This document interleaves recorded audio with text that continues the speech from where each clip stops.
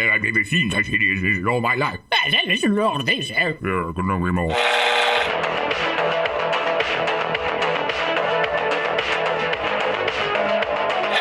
Like a furry torpedo to the jugular. This is Honey Badger Radio. Radio with money.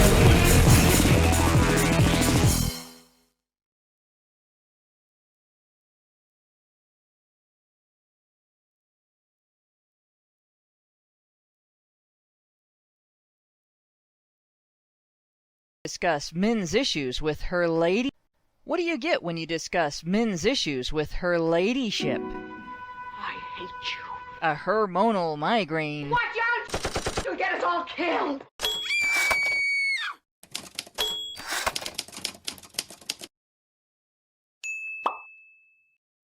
During our journey down memory lane, we've revisited some experiences that helped us to understand divisions among women who engage with or are part of the men's rights movement. We focused in particular on the division between those who maintain a gynocentric perspective versus those who don't. It's been a recurring thing, really. Every so often, the movement draws the attention of yet another first good feminist ever to talk feminist sense to those poor, misguided, angry men, and the usual litany of things that have never before been explained to the MRA gets thrown at us. And then SciTube decides to not work properly. Oh goodness.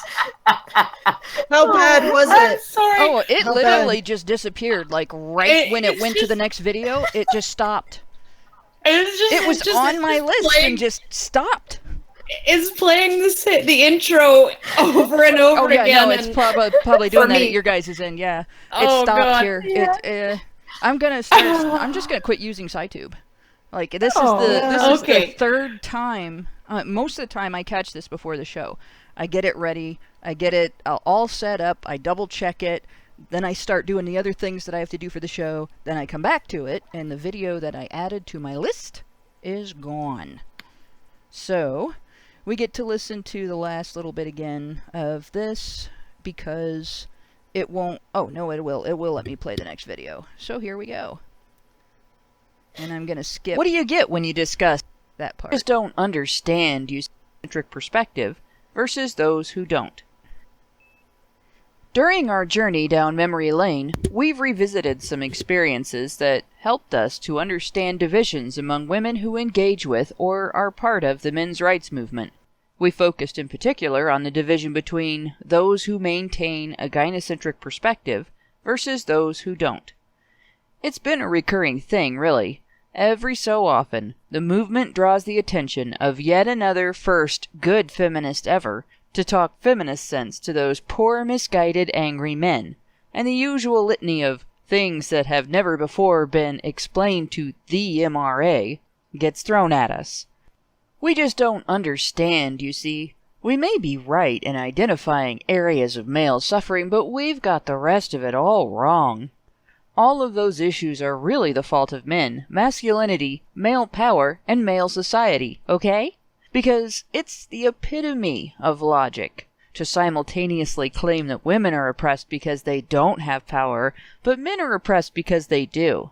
No glaring, screaming, in-your-face contradiction there at all. We're further told that feminism is not responsible for any of its contributions to the legislative causes of men's issues. Certainly not for feminist-lobbied gender-discriminatory family and criminal law. Not possible, our elite critics say, because men outnumber women in Congress, and that's who passes laws. What about the fact that they did so after years of pressure from feminist lobbying groups like the National Organization for Women? What about all of the women voters who, having had the franchise since 1920, elected them into office? Irrelevant, you see, because power only matters when men have it.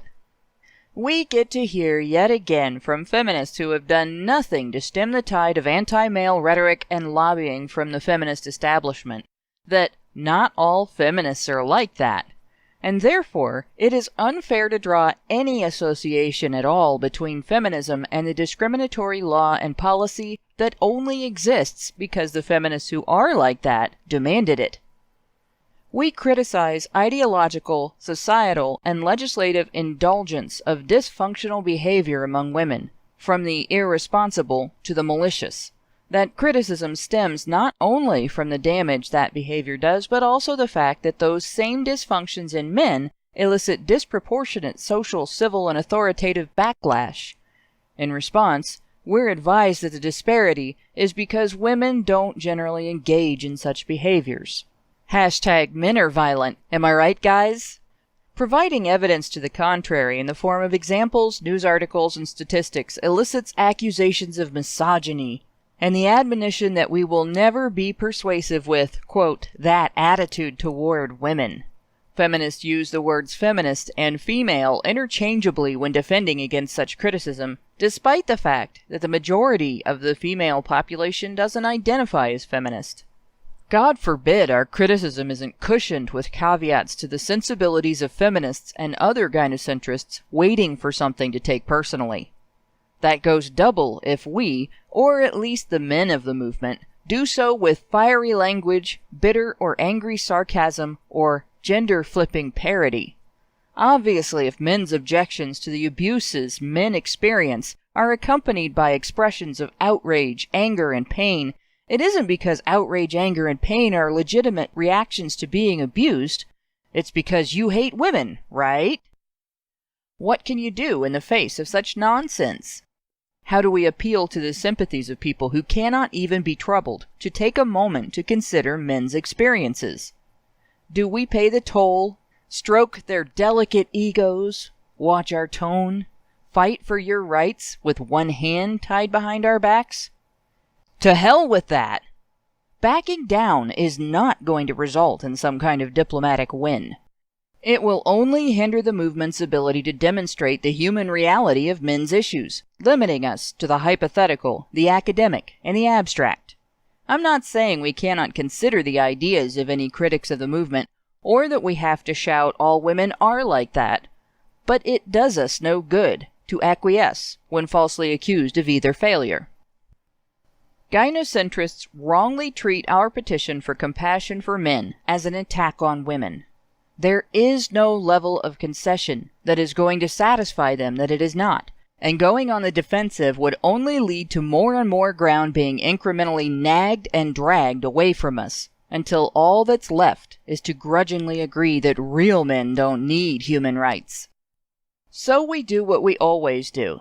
We do not bow to the tyranny of weaponized victim signaling. We do not crumble under the torrent of demonization. We do not cater to defenders of the gynocentric pedestal. We do not let them define our terms, and we damned well do not accept theirs. We do not forget that we've gotten involved in a war. No, not the so-called battle of the sexes, but the battle between ideology and reform. That ideology has forced a rift between the sexes for its own purposes. Its proponents' exploitation of that rift has left scars throughout our society, from the structure of the family to the heart of civil rights like due process. We fight for reform, for balance and practicality, and for a pathway to a point where beginning to heal that rift will become possible. That pathway is looking to be a long, arduous road over formidable terrain and through nasty weather. If we are going to succeed, we cannot, must not abandon our resolve at the first sign of that hardship. No, we square our shoulders, set our jaws, and we slog through every measure of it, every bump, every bend, and every load of bullshit that gets dropped in our path. When it rains down, we shrug it off. When it gets deep, we grab a shovel. We do not melt. We are not snowflakes. We are right, and we will badger on.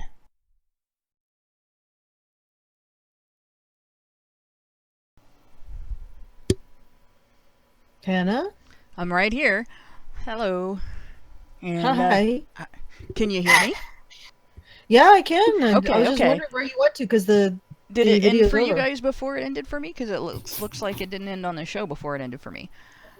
Okay. It's ended for us, yeah. Yeah, it's ended. But in any case, welcome to HBR Talk 38, Badger Beginnings. Yeah, and I can hear that Karen's dog has decided to Yeah, come my get- dog. Well, because my son just got home from football practice, so yeah. Yes, but we love Karen's dog. Karen's dog is the comic relief. This is true. This is true. Okay, continue, Hannah. And welcome everybody to... Uh-oh, we already have our first super chat. This is going to be one of those shows. Welcome everybody to HBR Talk 38, Badger Beginnings. Not all feminists are like that. I'm your host, Hannah Wallen, here with Badger-in-Chief Allison Tiemann, she who must be obeyed, Karen Strong. Thank you! Thank you!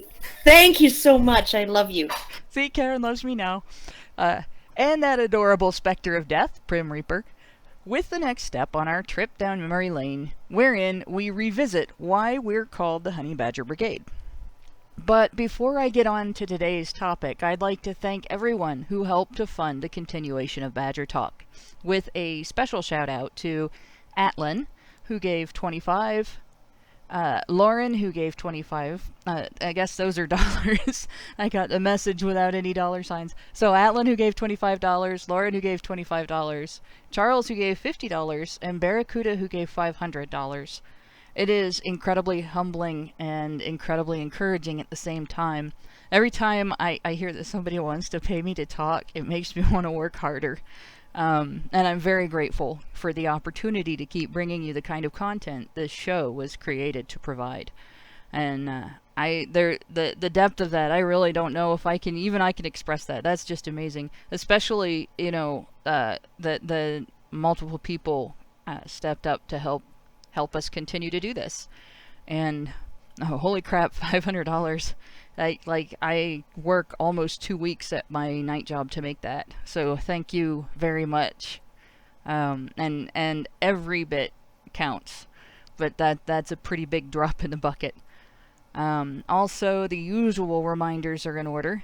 If you're on YouTube and it starts experiencing platform malfunction syndrome like SciTube does all the time, and won't let you listen, we're also on Twitch and Facebook, because you can't keep a good badger down, even with technical difficulties. If you want to be sure you'll always be able to catch our live streams, even if YouTube decides to throw us in the gulag for wrongthink, and one of our channels is almost done in there, or if you want to catch our show in its audio format, remember to go to badgerfeed.com and register to receive notifications, because YouTube's not going to tell you. And one more specific to this show, and this one's for the moderates. I don't hate you guys, moderates, but I get this every time I argue with certain prominent critics of feminism, so I'm going to say it. This discussion is not about bashing Kathy Young. But at the same time, nobody is above criticism.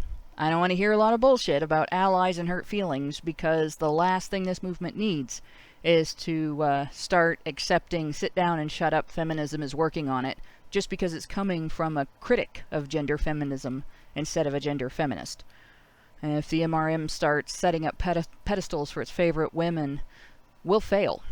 If instead we demand that women live up to the same standards of accountability as men have to, and if we can inspire and encourage women to be thicker-skinned and ready to face the accompanying challenges, we have a chance to succeed. And I have faith that Kathy's up to that. I have respect for Kathy, or I wouldn't criticize her. I wouldn't pay any attention to her at all. And this is an old article, and it's an old argument, and I recognize that. But it is part of our history, and it's how our name kind of got coined. In light of that, we can take a look at the Kathy Young article. And it's not the one I have queued up. I queued up the Voice for Men response article just for the picture.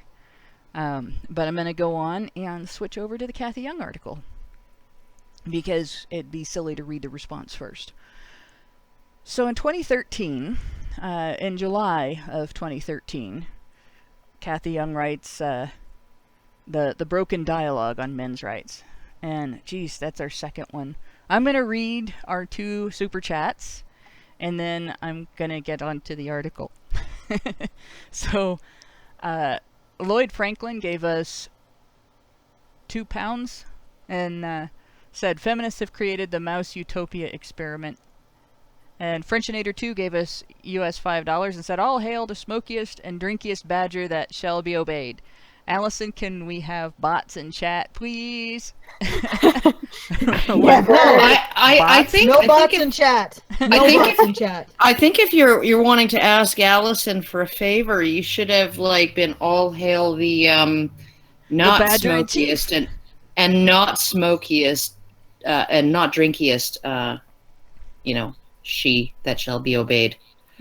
Yeah. There is You that. probably- This is the perpetual argument on Discord. I'm not letting you guys have bots in the chat because I've done it in the past, and I've come back to the Discord chat, and I've seen like 3 days of spam. And I only left for an hour, and there's 3 days of bot spam in there. Bot spam. So See, this is why I'm never in the Discord. So the upshot is we don't like big bots and we cannot lie. I hate And big bots. Therefore, Allison shall deny. Yeah, Oh God. yeah. All right. But That's let's good. get on to the article. The Broken Dialogue. The Broken Dialogue on Men's Rights. By Kathy Young, July 31, 2013. Now, I will say, so far as I know, she has never walked this back. So, for anyone who does not like that we're going over an old article and criticizing it, I haven't heard anything different from her since then, so there is that. Never mind the war on women, she says. According to growing numbers of bloggers, activists, and authors, some of them women, it's males in modern Western society who are under siege and whose rights need defending. Is this the next frontier for gender justice or a woman-hating backlash? Men's advocacy raises important and worthy issues that often draw unfair ridicule. Unfortunately, it's also prone to toxic rhetoric that subverts its valid points and alienates potential supporters. So while we're going through this, everybody can remember our previous discussions. Kill all men. Hashtag kill all men. Anyone? Yep. But the last few days, the last few shows, we've been going over exposing feminism's article on tactics, the silencing tactics used against the men's rights movement, shaming tactics. So see if anybody wants to try to keep count. But there's one right there. It's prone to toxic rhetoric that subverts its valid points and alienates potential supporters. Okay, well, first of all, one of the analyses of, for example, Voice for Men is that it is toxic and it's woman-hating. But if you actually read the contentious articles in question, often, well, for example, the most ridiculous example is, of course, the article in which they say that there's evidence support, or Paul Elam wrote an article saying that there's evidence to support that women enjoy being raped. And at the end of the article, he says in a paragraph, this article is an illustration of the damaging and destructive use of woozles and faked references.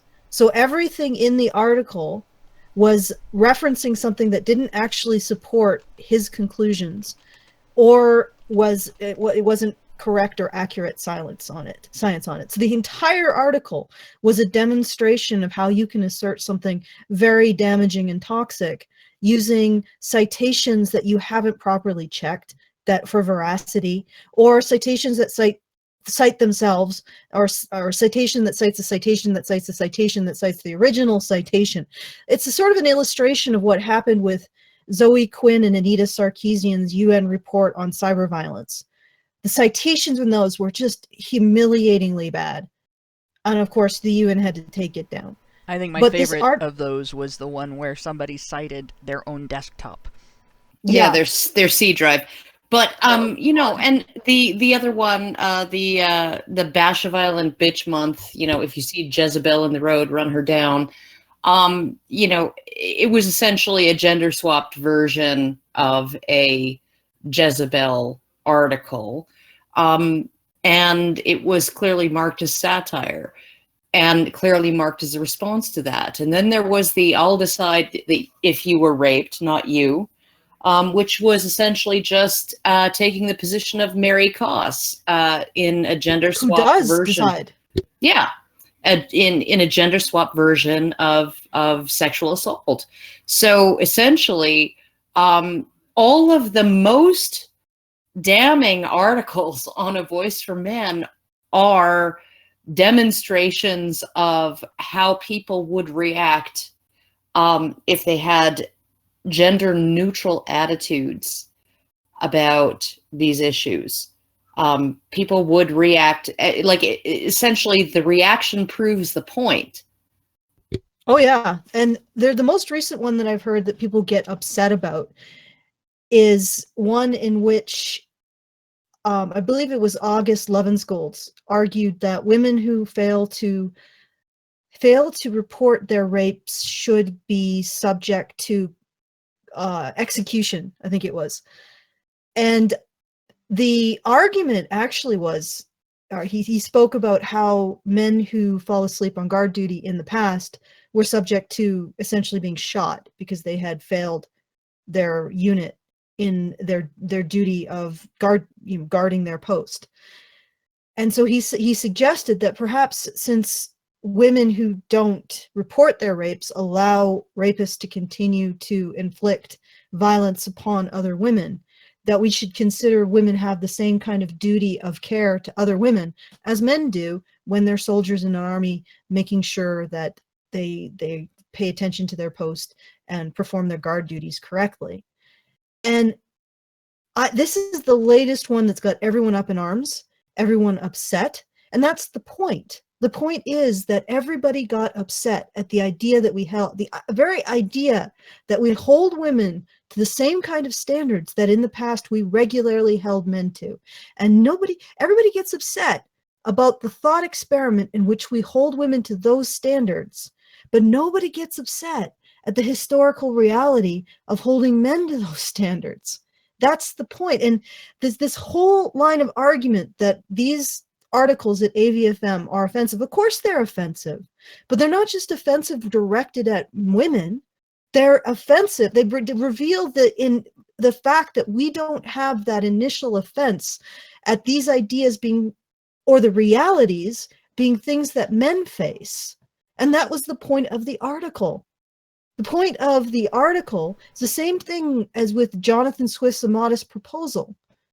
You use this extreme example. Well, let's just eat the poor. Let's just eat the poor's children. Let's just eat Irish babies. Why not? It will solve everybody's problems. The rich will have a delectable new food item to enjoy, and the poor will be able to get rid of mouths that they can't feed. It was a horrific example, and what it was intended to do was to throw into sharp relief the indifference to the suffering of the poor in that society at the time. That's exactly what this article, why don't we execute women who fail to report their rape, is intended to do. It creates an extreme example to show into sharp relief the fact that we don't actually care that in the past we executed men in a similar circumstance. We don't,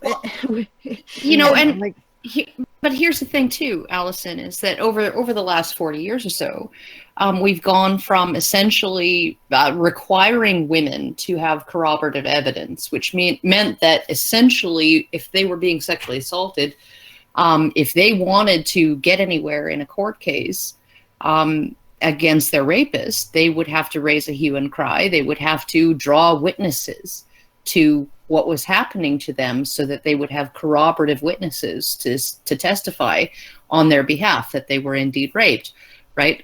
But we have gone so far now that in the US, and there's this big, huge kerfuffle that feminists go on and on and on about untested rape kits. There's all these untested rape kits that are just sitting there untested. But, okay, here's the thing. Feminists changed the law. It used to be that if you went into a hospital emergency room with a gunshot wound, and even if you swore up and down, and this is still true today, if you swear up and down that you had an accident while you were cleaning your gun, they will still have a legal obligation to report that to the police, even over your protests. But if you go in to a hospital emergency room and say, I have been the victim of a violent felony, and that felony is rape, nobody is allowed to contact the police now. You can get your rape kit done. You can get your rape kit done. You won't have to pay for it, right? But the police have the staff of the hospital have no right to contact the police, and the police have no right to order that kit to be tested unless you give the authorization, right?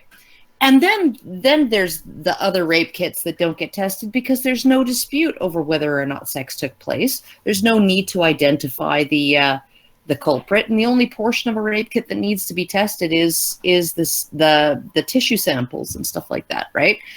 You don't, like, the medical report has, there was bruising, there were abrasions, there were lesions, there was this, there was that, right? That's all just written down. There's no testing needed, right? The only portion that needs to be tested is the DNA to determine the identity of the person involved. And if there's no dispute as to whether the sex took place, then there's no need to test the rape kit, right? And this is one of those areas where the state has, at the behest of feminists, stepped in and made a mess of things. Because the smartest thing they could do, the most productive and practical way to handle it would be you go into a hospital and say you were raped. You have the right to request a rape kit. You don't have to pay for it unless the guy gets found not guilty, because it was proved that you were not raped. Because if you go into a hospital and lie, I think that should be on you. Just like it should be on you if you go into the police station and lie.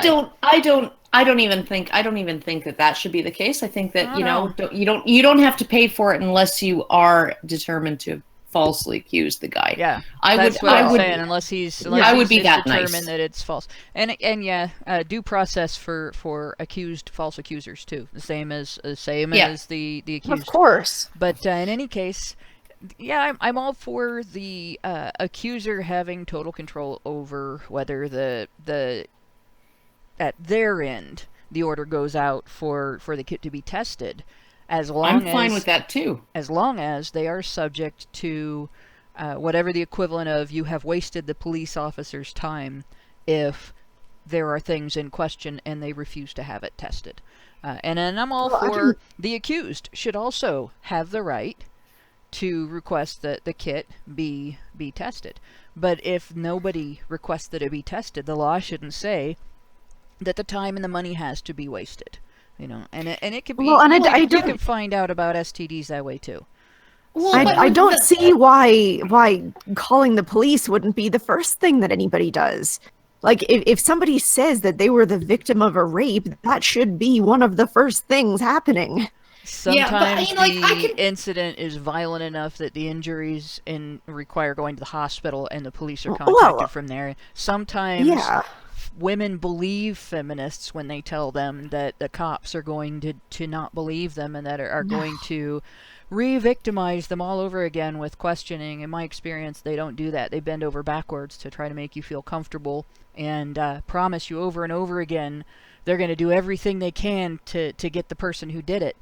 Of course. I don't know who it's in the service of to try and say, oh, they're not gonna help you. Yeah. They're just gonna make it so much worse. Like, what are they going to do? Yeah, they want all the information you can give them to help them establish that the crime occurred and who did it, because they don't want anything to prevent them from getting a conviction. But according to feminists, that's mistreatment. But the idea that there are a whole ton of rape kits that are not being tested because there's no will to test them, when in fact, like a lot of these cases where the rape kits have gone untested would be cases where a woman has decided she was not going to cooperate with the police or contact the police. A lot of them will be cases where there was no dispute about the sex having occurred and the identity of the perpetrator. But there is not enough evidence that it was sexual assault to take it to trial. It's not prosecutable, right? So it's essentially what feminists have done is they've set up a situation that creates a self-fulfilling prophecy that they can then complain about, right? Yep. What about all these untested rape kits that we made happen? Well, here's the other thing. Untested rape kits doesn't necessarily mean that a man got off. There are convictions with untested rape kits. There are convictions for rape, and the rape kit has remained. That's why a lot of the Innocence Project exonerations are men who were falsely accused of rape and who ended up in prison over it. Well, many of those, the DNA exonerations, the convictions occurred before DNA testing was a thing. And but you not know, all of them. when you're looking, not all of them, but when you're looking at the average length of sentences between 18 to 20 years or something like that for these guys who've been exonerated, you know, those were essentially right at the beginning of DNA testing. But this is exactly the kind of discussion that we're not allowed to have. And as with us not being allowed to have it, we're women, we can disagree with other women, and at least we can say, you know, no, this isn't coming from a man. You can't call it male misogyny. I'm not part of the patriarchy, you know, screw you. But when men well, try to have this there's kind a of man discussion, with his hand up my butt right now making my mouth talk and Noises to come out of it. from your butt? and you guys thought Dr. Randa McCam wasn't on the show, and we're all puppets. Of course. Well, he's the guy who has the puppets, so obviously, if we're all puppets, it has to be his fault. There you go. Everybody now knows Dr. Randa McCam is the patriarchy, but He is. But in any single-handedly. case, anytime we have this type of discussion, this is what we get back. You know, that here we are, prone to toxic rhetoric that subverts our valid points and alienates potential supporters. Why? Because we're criticizing feminism. And that the article kind of it skirts around that. It doesn't quite come out and say that, but it commits the same crime that feminists do of equating women and feminism. Well, you know, like at least this, you know, Kathy Young, to be fair to her, she doesn't go anywhere near as far as, say, Rebecca Sullivan, who essentially accused MRAs of concealing their true agenda, which is, you know, sexual rights, the right to have sex with anyone or anything that they want, whenever they want to. Otherwise, we wouldn't have to rape you. Those are essentially her words, right? Yeah. But that we are hiding that agenda behind genuine men's rights issues, which makes us like that would make us even more monstrous, right?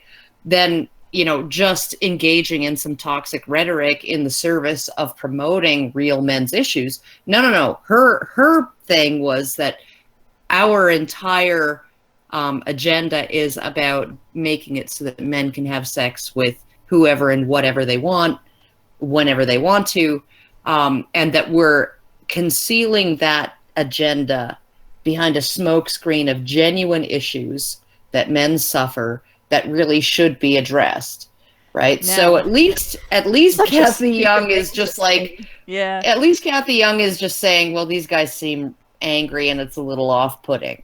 Right, but put that into the context of Vox. It was Vox Days, right? That Vox Days statement, SJWs always project.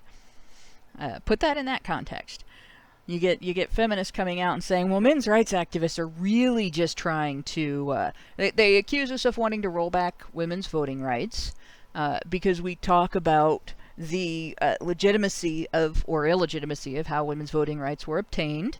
And of course that automatically means that we want to put the toothpaste back in the tube because it's totally possible to do that, right? But yeah, and they talk about us wanting to make it so that rape is not considered an illegal thing and men can do anything they want. They talk about us wanting to put women back in the kitchen because there was a time in history, according to them, when no women worked. You know, the poor women who worked in the coal mines in the 19th century would be deeply offended. But my grandmother would be rolling over in her grave, you know. Yeah. She attended school sporadically between grade 3 and grade 8 because there was too much work to be done on the farm to allow her to attend school regularly. She left home early and was, by the time she was in her early 20s, was managing a floor in a department store. Well, I mean, like, the thing that really She was born in 1909. 1909.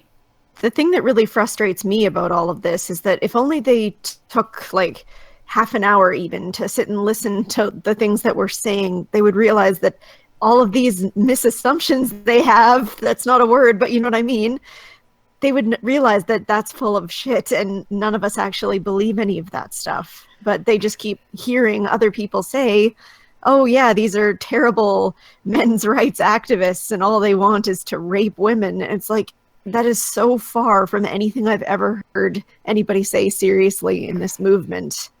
Just really drives me bananas. Well, I loved how Rebecca Sullivan's comments were about, essentially, they were made in the context of the Red Pill movie, which contained really nothing about sexual assault or sex other than the fact that one of the men said, well, they wouldn't believe that I was physically assaulted by my wife, so there was no way I was going to tell them that I was sexually assaulted by her. Yeah, there's a real no joke. There's no context from the men's rights movement for her statements, but and there's no context really that justifies those kinds of assumptions. But when you look at the history of things said by radfems, you can start to understand that it's definitely projection.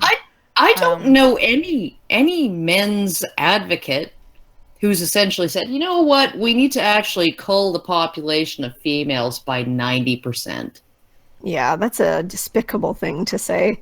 Yeah, even men going their own way who are really, really slandered by feminists and especially radfems, but even nice feminists and even some parts of the men's rights movement, even they don't want to cull the female herd, you know. Yeah, no, and it's like, even incels, right, who really don't have anything to do with us, aren't saying, yeah, we need to like actually like completely exterminate the female sex. I don't know whether there are any that are extreme. They just don't want women to be mean to them. Yeah. Honestly, that's from the discussions that I've seen and the things that I gather. They basically just don't want women to be mean to them. Well, And, I think, and you know, I think, I'm not saying that women owe guys sex and not giving it is mean. I mean, give people the time of day without looking down your nose at them, even if you're not going to see them as dating material. One of the things that women Just talk over her. Friend. Finish your thought. Shut up, Karen. Shut up. Shut up, dog. Okay. It's just stop kicking people when they are down. Like people like in the video that I made about it, I wasn't saying, oh my gosh, women have to have sex with these guys in order for them to be happy. It's like, no, just stop being rude to people who are already struggling. How is this difficult? I don't get it. Well, one of the things that I think that women don't want to admit is the amount of social power that they have to essentially paint a target on someone. So like the problem with incels isn't necessarily that they're being sexually rejected by women, it's that they're being socially rejected by everybody.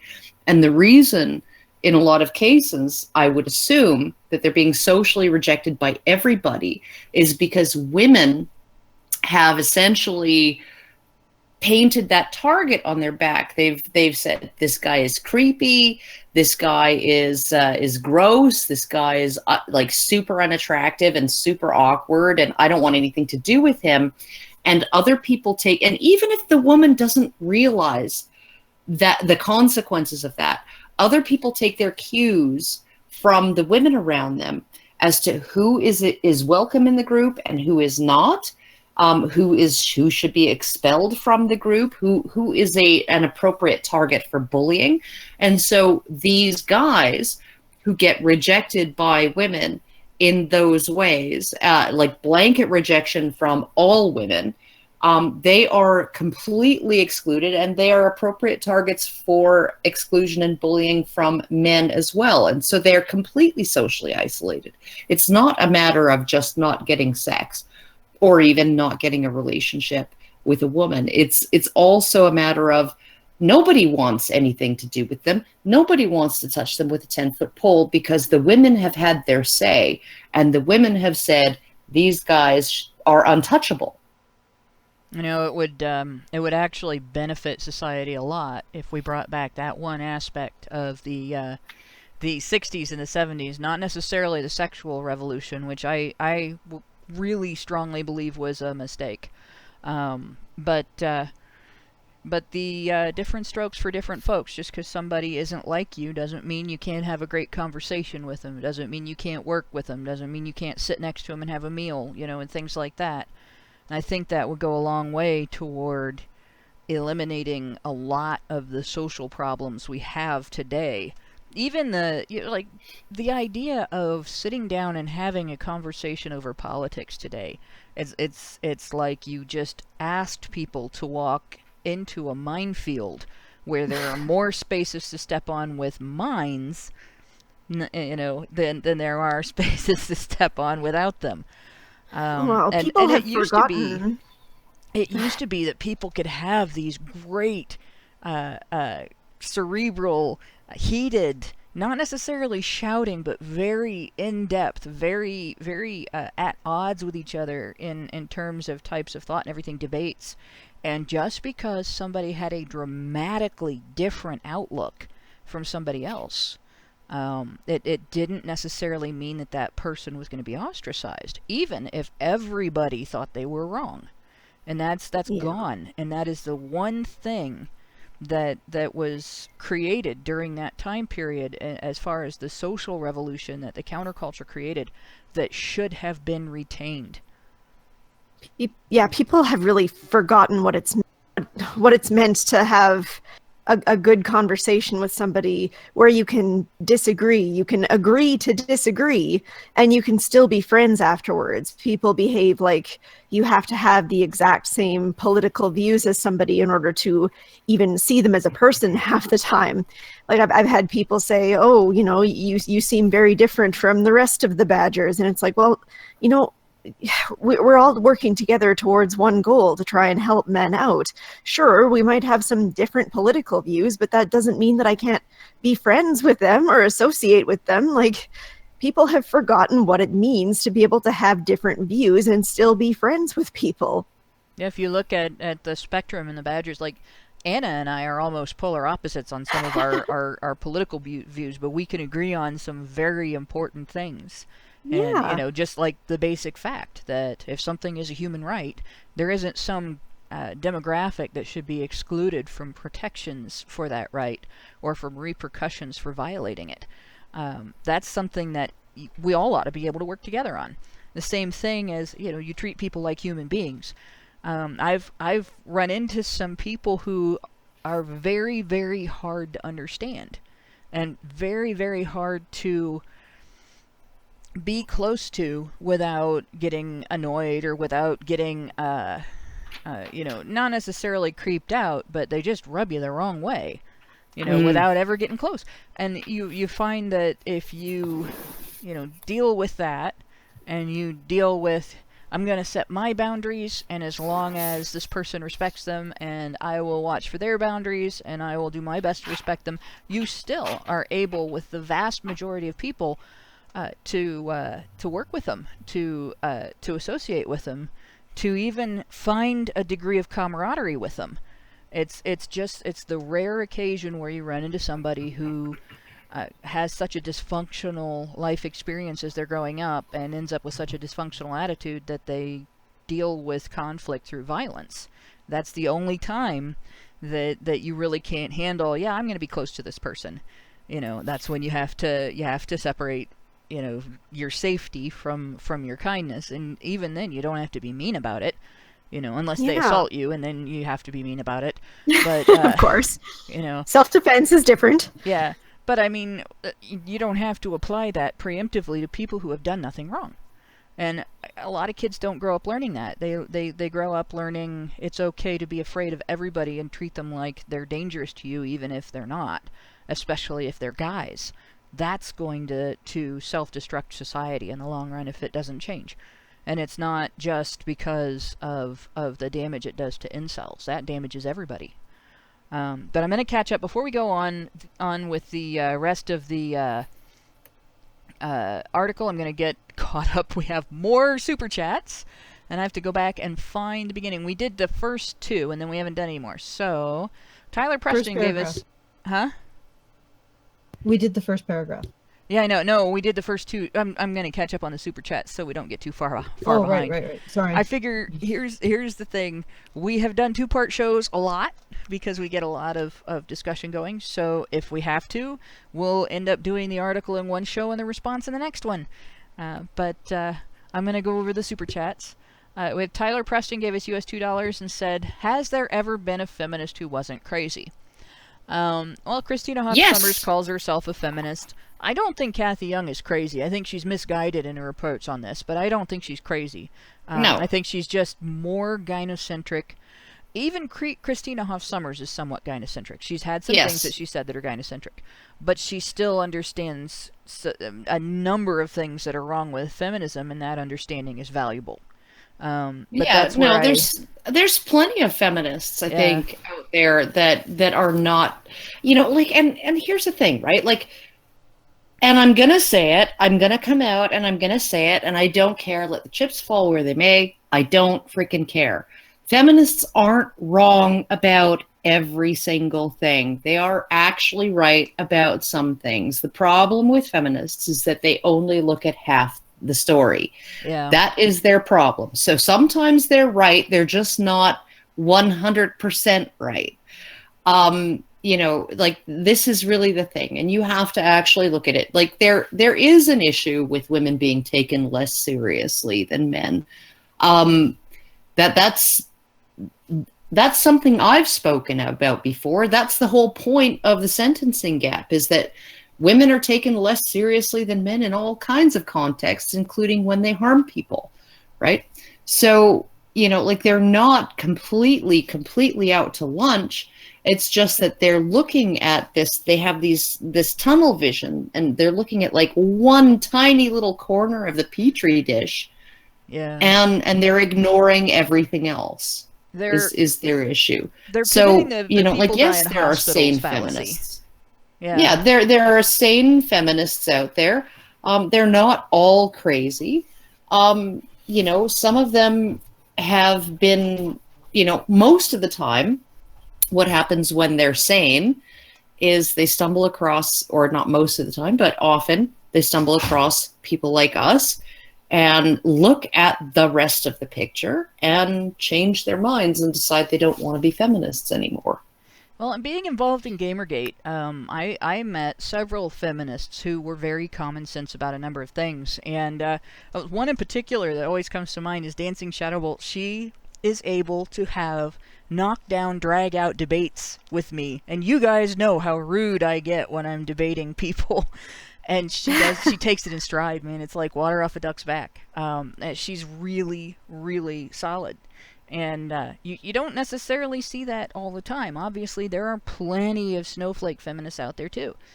But yeah, I have some. I could totally work with her and other feminists like her on things like laws that would changes to laws, I should say, that would take the gender out of repercussions for things like rape and domestic violence and stuff like that, and protections for victims and services for victims and so on. Yeah, I have a couple of, like, well, maybe not so much friends these days, but friends who are the type of snowflake feminists who will say terrible things about men. But I also have friends who call themselves feminists who will stand up and challenge those people and will say, no, that sentence that you just said, that's being misandric. So that's not okay. That's not like, I thought we were about equality, dude. And I mean, I don't feel that those people are crazy. I feel that they're legitimately trying to fight for equality, but you know, you don't really see a lot of people like that in the media. You see the crazies in the media. Yeah, unfortunately, they get the most attention in the media because they suit the establishment's agenda, which is basically more control over the population. And in a video a while back, I actually said to those kinds of feminists that, you know, you're welcome. I mean, I'm calling out the crazy people who you say are giving feminism a bad name. Well, if I have my way, all of those people will be not themselves, but what they're advocating will become not polite discourse, or at the very least, people will be equipped to give them good arguments why it's what they're saying is inappropriate, and then feminism will be yours. It'll be the realm of all of the sane people, and you might actually start questioning why it is that you call the good things in the world feminism and the bad things patriarchy. But maybe you're not a feminist who does that. I don't know. Yeah, there's a way to describe patriarchy, though. Patriarchy theory is crazy. Feminists aren't necessarily crazy, but patriarchy theory is a crazy conspiracy theory. Yes, and, absolutely. You know, and I know that's a thought-terminating cliche, but that is a short way to describe it. And well, I mean, it's the people die in hospitals fallacy. If people die in hospitals, that means hospitals are dangerous and you shouldn't go there. Well, if you get shot in the chest, I recommend going anyway, because you have a much better chance of surviving in the hospital at that point than you do wherever you are when you got shot. I think there's a pretty devastating argument against patriarchy theory as something that actually reflects reality. And that's simply, you can easily falsify it by simply asking a good subsection of the populace of society whether or not they want to benefit men over women. That's all you have to do. Yeah. And you can discover if there is actually that social attitude, because you can't just say, oh, men are in charge, therefore they benefit other men. You have to show that they have been taught to benefit other men. You have to show, and that would be general society has been taught to benefit men over women. And if you don't discover that exists in the general population, you've basically falsified what is essential about patriarchy theory, and yet they've never done that. And because they've never done that, they've never gone through the actual scientific process. When they assert patriarchy theory isn't descriptive of reality, they're engaging in pseudoscience. You can't do that until you've actually subjected it to some form of scientific rigor. So you don't even need to really argue patriarchy theory. It's never been proven to be predictive, and it's never been falsified. And when I talk to feminists, I say, point me to the studies in which you have attempted to falsify patriarchy theory. And then they say, well, I don't have to do that. That's not my responsibility. No, but you can't consider it a proven theory if that responsibility hasn't been done. And the thing that I got to say about it is, it's better for equity feminists, at least. I don't know about gender feminists, but it's better for equity feminists if patriarchy theory is entirely discredited, because there is a direct contradiction between the conditions necessary for patriarchy theory to be true and the admonition that men and women are equal. And it's more gender feminists that say men and women are equal in every way, and women are not inferior in any way, but men are. And then they turn around and say that men have dominated women forever.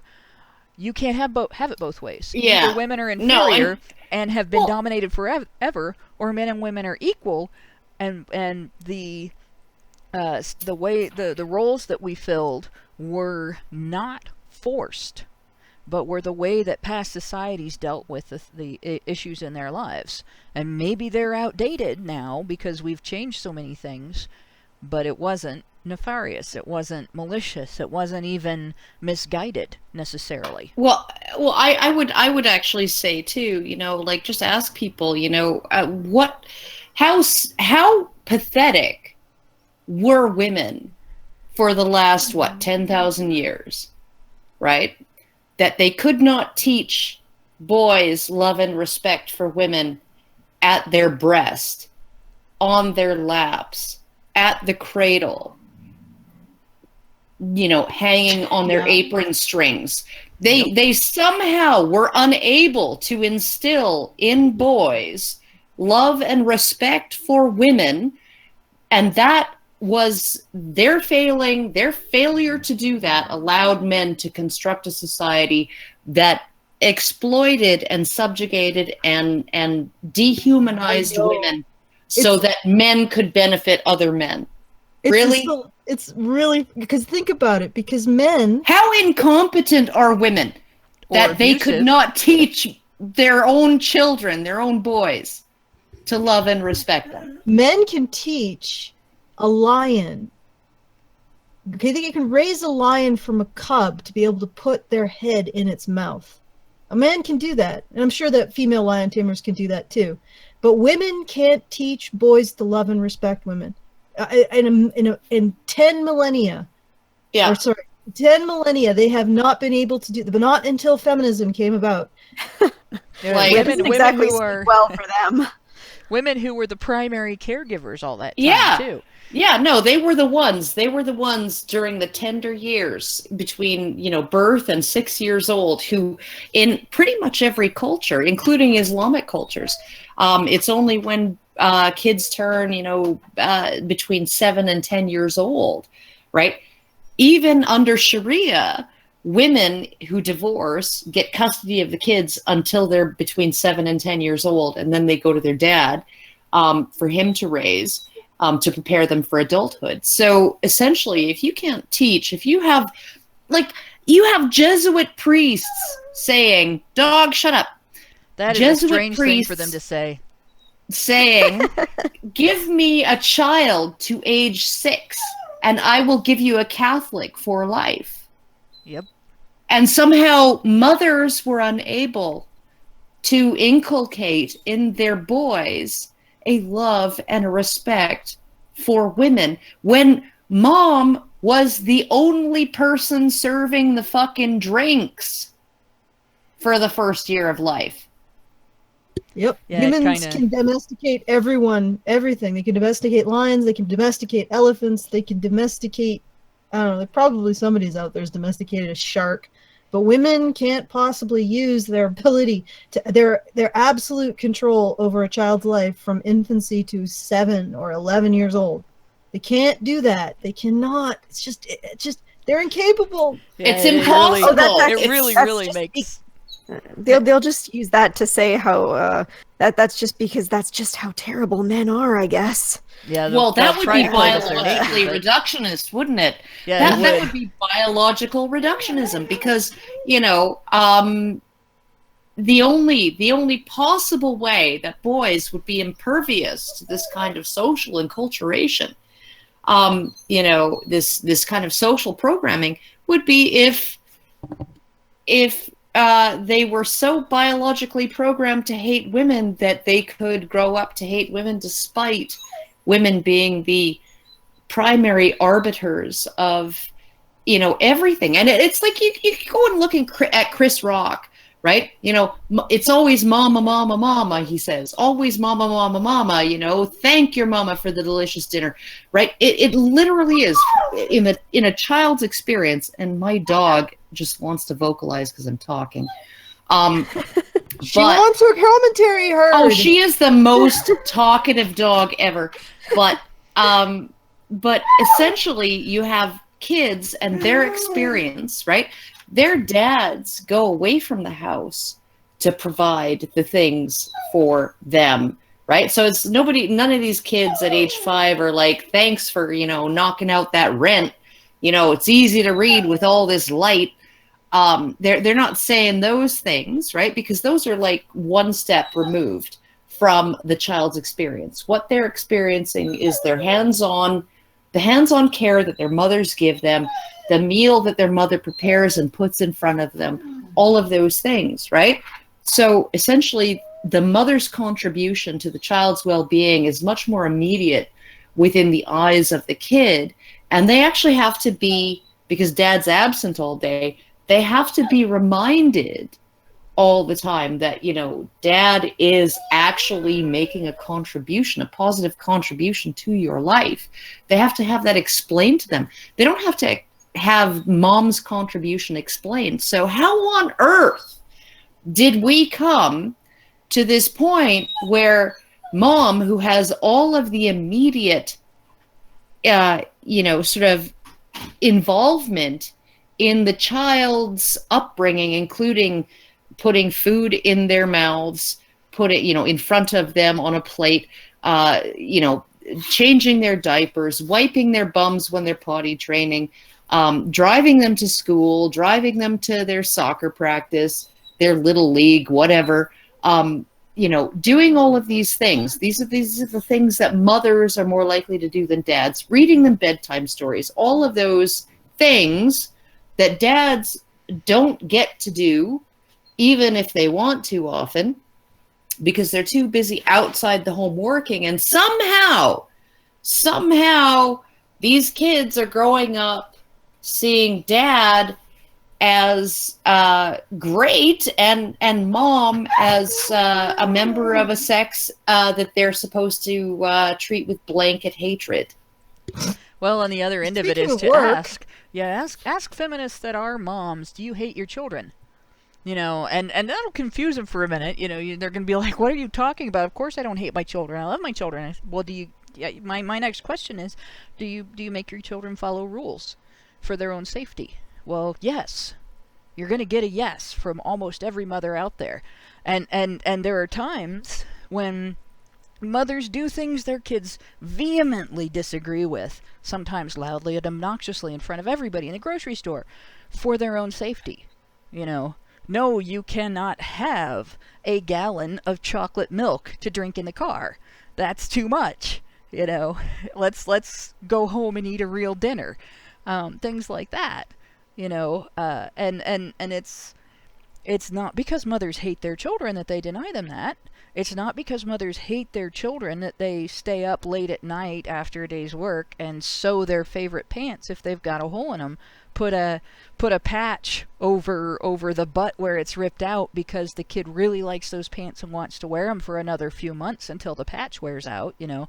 No, those are not signs of hate. Well, how can you say men hate women when they have built everything in society for the purpose of providing a safe and secure and comfortable and convenient and joyful and entertaining environment for us to live in?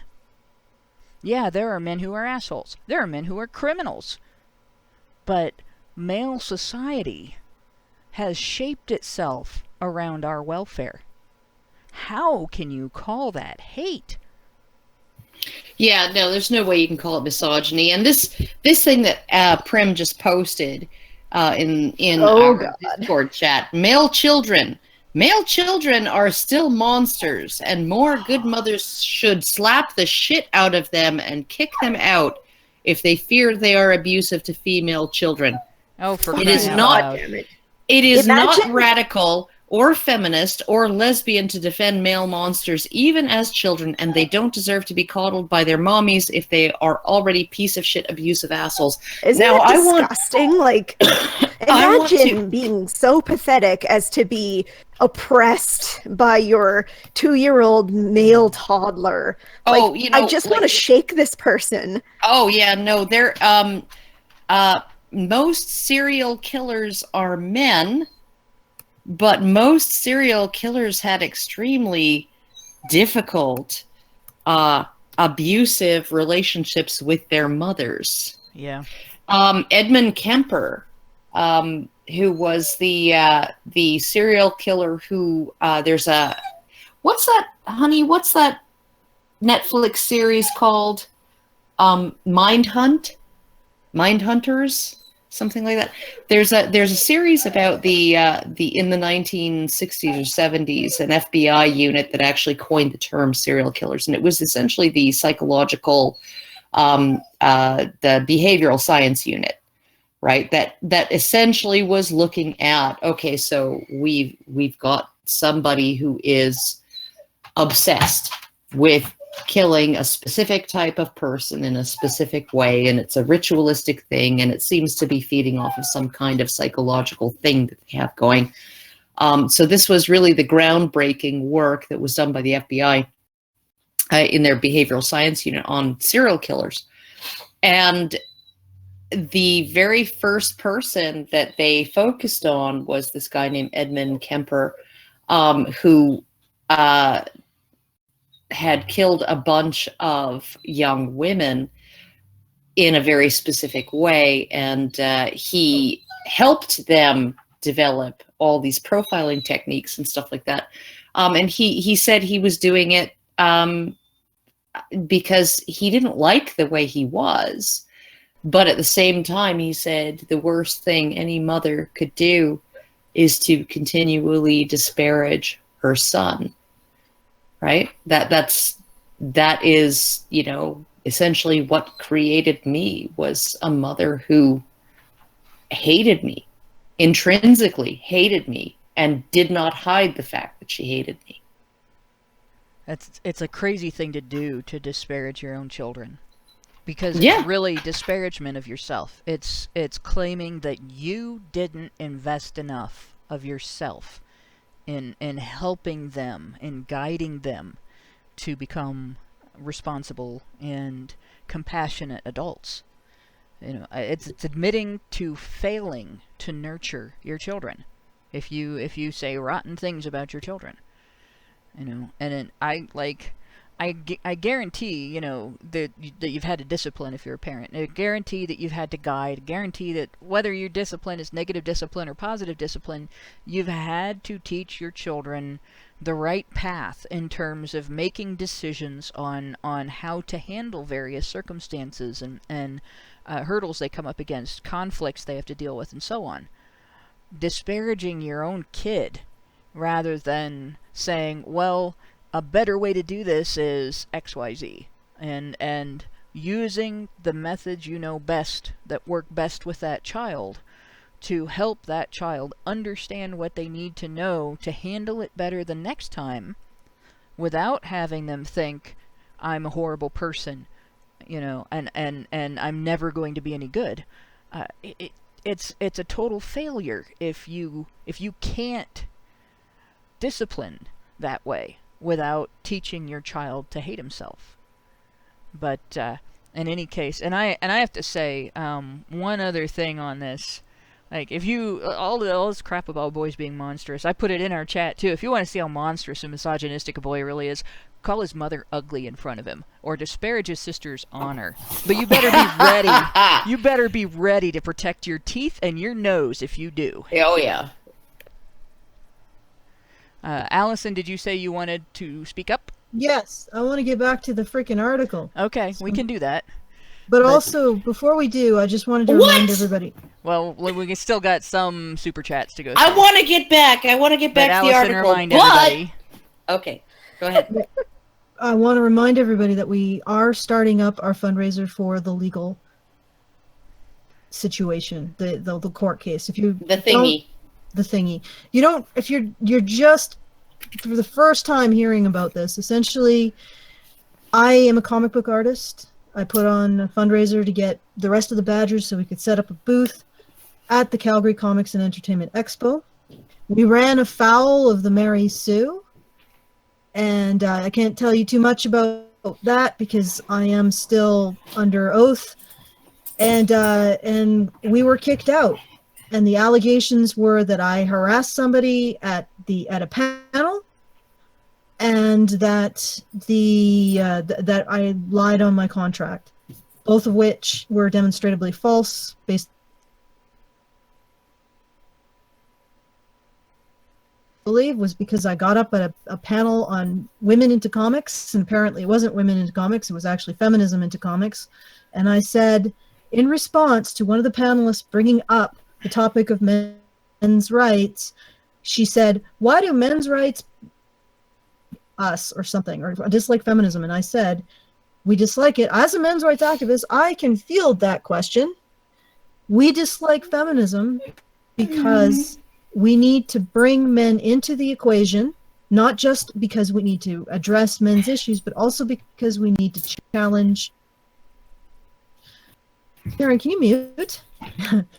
Yeah, this is every time there's noise from Karen's channel, or from Karen's account, Allison goes quiet. So everybody mute but Allison.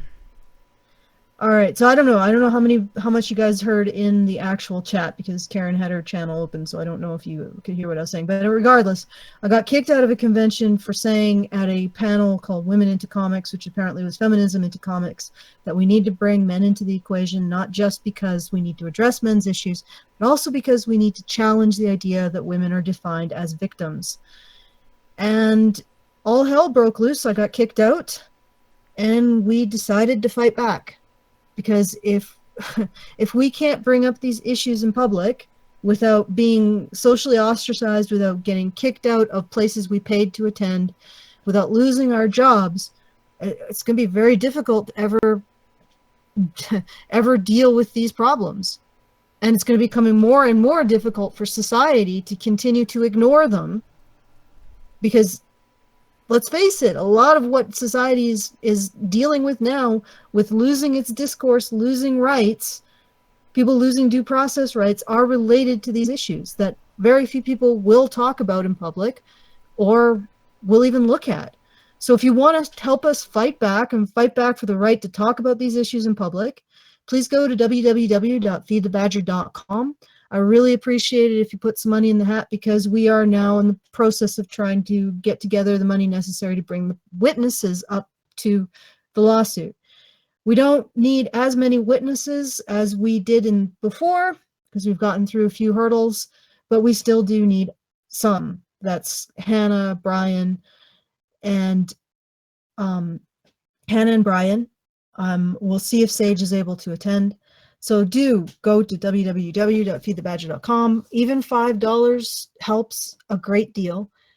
And there are a few rewards for it as well. So do it. Do it. Help us fight back. One of the rewards is there are 5 complimentary tickets that we were given to CAFE's National Conference in Calgary on June 9th.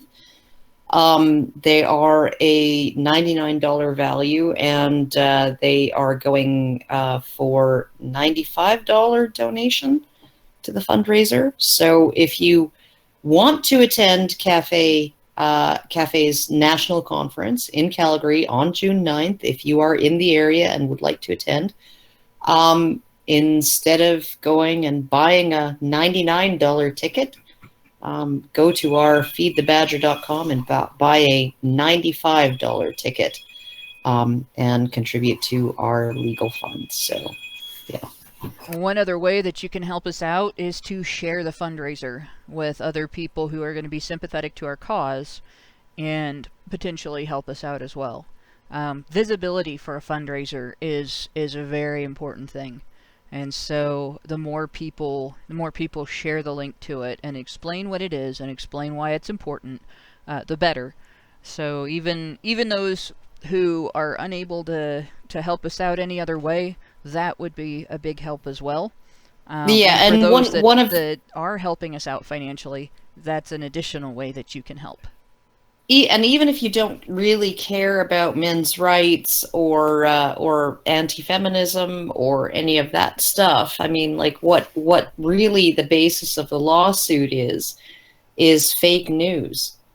So if you object to fake news, if you have a growing disgust with mainstream media, particularly left-leaning mainstream media, and their invention of facts, and their constant, making unsourced claims. If you have a problem with that, contribute. Throw us $1, throw us $5, because what we're trying to do is hold the Mary Sue, as well as the Calgary Expo, but we're trying to hold the Mary Sue accountable for publishing things that they did not and could not know, that were not true, that they never bothered to verify. And one of the things that I thought was hilarious was in an interview with on Jimmy Kimmel's show with the senior editor of Gawker, I believe it was. He said, one of his guests said, I receive fact-checking phone calls from the Weekly World News and the National Enquirer. I have never received a phone call from Gawker.com to fact-check anything in an article that they ever published about me, right? And this is essentially, the Mary Sue went to press, they published an article without even reaching out to any of us for comment. And they published a series of unsourced allegations as if they were true. So if you care about fake news, if you care about holding the media accountable, then throw us a few bones. Another aspect of this that's very important is we're essentially trying to establish that an entity you sign a contract with cannot turn around and say, well, you don't have a contract because you support men's rights. You don't have a contract because you support ethics in journalism. You don't have a contract because you support accountability. Because that's basically what happened to us with the Calgary Expo. They were able to, they completely failed to adhere to their own policies, all because a few people complained on Twitter, not even attendees necessarily to the event, and according to them, because of this article by the Mary Sue. All of which boils down to, we're bad people because we support men. We're bad people because we support ethics. We're bad people because we support accountability. And therefore, they don't have to keep their end of the contract that they made with us. Or rather, with Allison. Okay, guys. On to the rest of the Super Chats Actually, and the before we article, go, because... Could someone just put $5 in? Because nothing has happened since we started talking. Just $5, guys. www.feedthebadger.com. It's a little disheartening. Well, somebody did send us a super chat. Yes, we got some super enough. chats, so there is that. Yeah. And I really do need to catch up on the super chats, and we can maybe get through another 2 paragraphs of the article, and then we are probably going to have to go on because we've got about half an hour before I have to go on to the after show. So let's see. We were at Master Rogue gave us US $5 and said, if I had the money, this would be a $500 super chat because you guys are awesome and worth it. Love you guys. We love you too, Master Rogue. Thank you very much. And then we have Frenchinator 2 gave us US $2 and says, well, Vox Day is a member of All Jews Are a Problem. I don't know what that is. But it sounds dumb.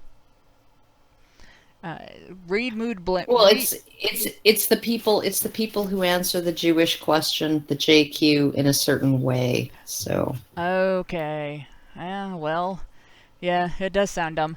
Reed Moonblade gave us US $5 and says men can also wear dresses. The feel of the open air is divine. Also, it is the time for the lords of fungus and storms to clear the earth of the rotten. Okay. I don't know. If the Lords of Fungus show up, I'm going to be one of the ones cleared out because I'm allergic. Xeranx gave us US $10 and said, at the risk of being considered thick, what is the difference between going to the police, knowing someone is actively trying to hurt you, and going to the police after being raped? Well, if you go before it happens, you might actually prevent the occurrence. Yeah, for when the event occurred.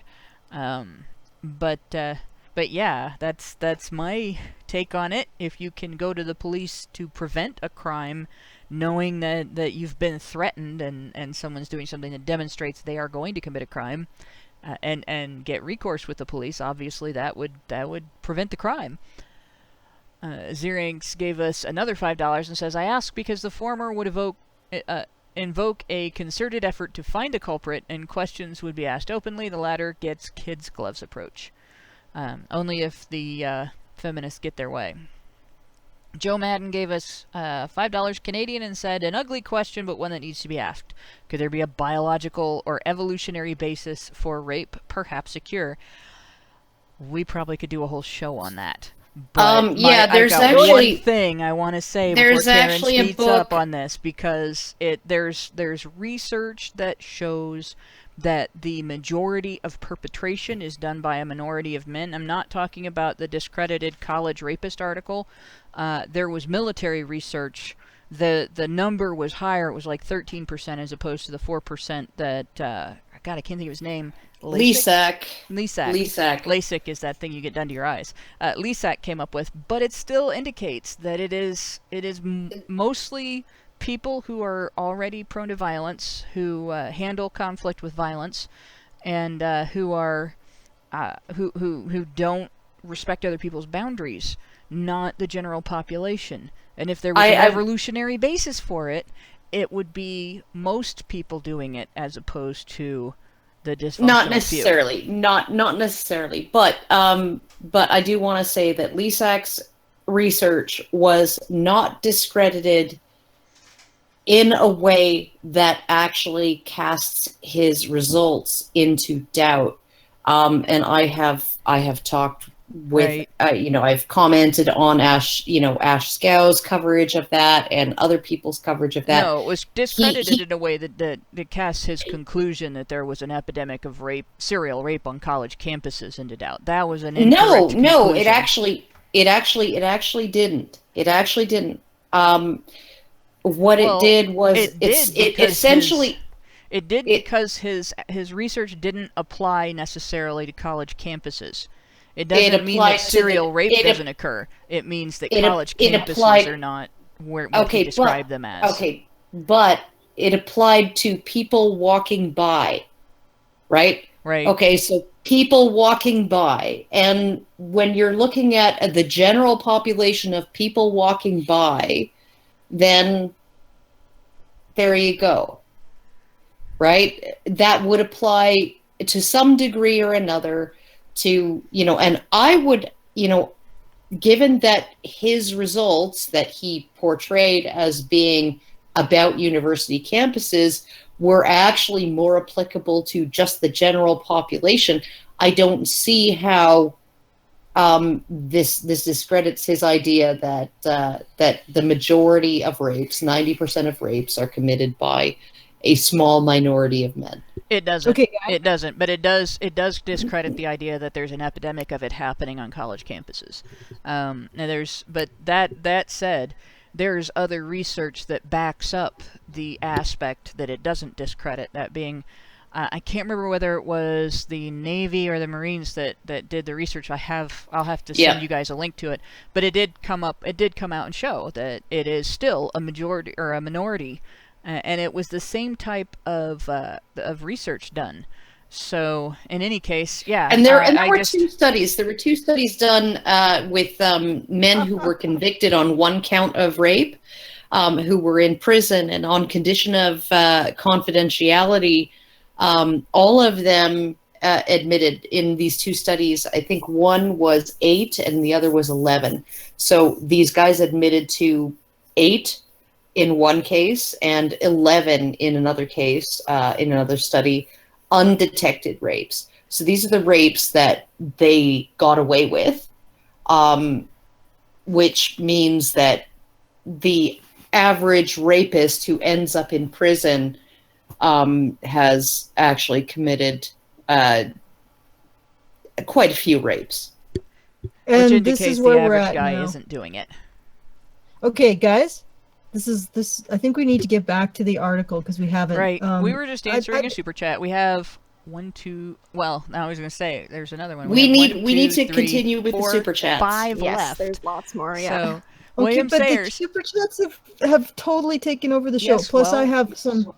some thank yous to Doug, Paul, Wyatt, Zachary, and Charles. Thank you guys, because you actually went to Feed the Badger, and I just want to point out that YouTube does take 30% of anything that you put through Super Chat. So if you're going to do a large donation, really appreciate it if you direct it to www.feedthebadger.com instead, so that we can get that fundraiser up.